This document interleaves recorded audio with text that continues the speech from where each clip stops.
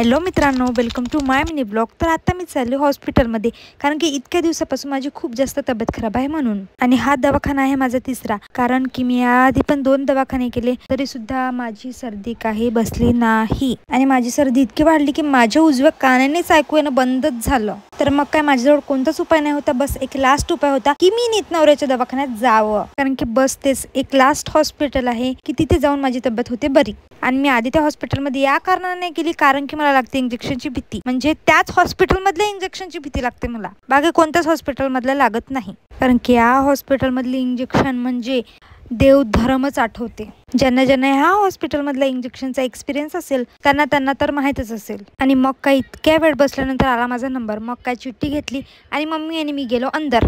आणि अंदर एक पेशंट होता, मग मी राहिली बसून। आणि त्यानंतर माझी बारी आली तर सर्वात आधी डॉक्टरने केलं माझं बीपी चेक। आणि डॉक्टर म्हणे माझं बीपी खूप कमी झालं आहे म्हणून, आणि जेवणसुद्धा कमी झालं आहे म्हणे, आणि वजनसुद्धा। आणि डॉक्टरने मला हे विचारून एवढी मेहरबानी केली की तुला इंजेक्शन देऊ की नाही देऊ म्हणून। मी पटकनच म्हटलं नको बा, मला इंजेक्शन नाही पाहिजे। आणि मग घेतल्या आम्ही गोळ्या, आणि गोळ्या घेऊन जशी निघालो बाहेर तसा हा दिसला आम्हाला गणपती। आणि गणपती इतका सुंदर, इतका छान दिसत होता की खूपच मस्त। मग नाही का मला अजून एक जागी मंडप दिसला, तर आईला म्हटलं चल, म्हटलं आपण तिथला पण गणपती पाहून येऊ। आई म्हणे नाही म्हणे, मग ॲटो चालले जाईन म्हणे, कशाने जाऊ म्हणे आपण घरी। म्हटलं नाही आई, चल चल चल। आईला जबरदस्तीने नेलं आणि मग तिथे जाऊन बघते तर गणपतीच बसायचा होता। मग काय माझाच मिट्टू पडला।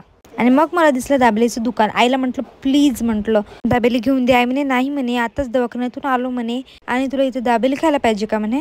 पण आईला आखरी दाबेली घेऊन द्यावीच लागली। मग दाबेली घेऊन आम्ही बसलो ॲटोत आणि गेलो घराकडे। आणि मग घरी गेल्यावर मी मस्तपैकी दाबेली खाल्ली आणि माझं मन तर खुशच झालं। तर चला पुन्हा भेटूया आपण आपल्या नेक्स्ट ब्लॉगमध्ये, आणि आपल्या चॅनलला फॉलो आणि सबस्क्राईब करा। Bye bye.